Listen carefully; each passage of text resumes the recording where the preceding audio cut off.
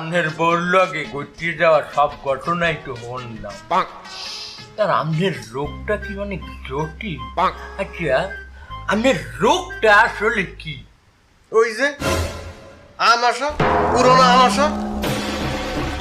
পুরাতন আমাশা? হ্যাঁ। এই বিনে আমনের সংসারে এত ঝগড়া কেন?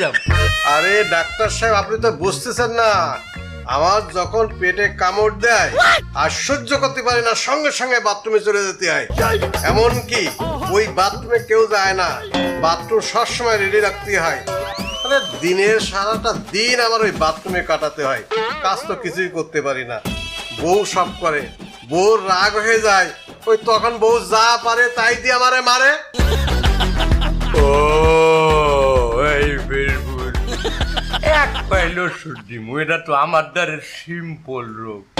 এক পাইল ওষুধ দিমু আমাশার, পুরাতন আমাশা এক পাইলে নতুন হয়ে যাইবে। ওষুধের নামটা কি? ওষুধের নাম বেদনার হালুয়া। বেদনার হালুয়া মানে? ওই যে তোমার আমাশা হইলে এটা বেদনা ভাব হয় না পেটে, হ্যাঁ, এই ফিরনে ওই ওষুধের নাম রাখছি বেদনার হালুয়া।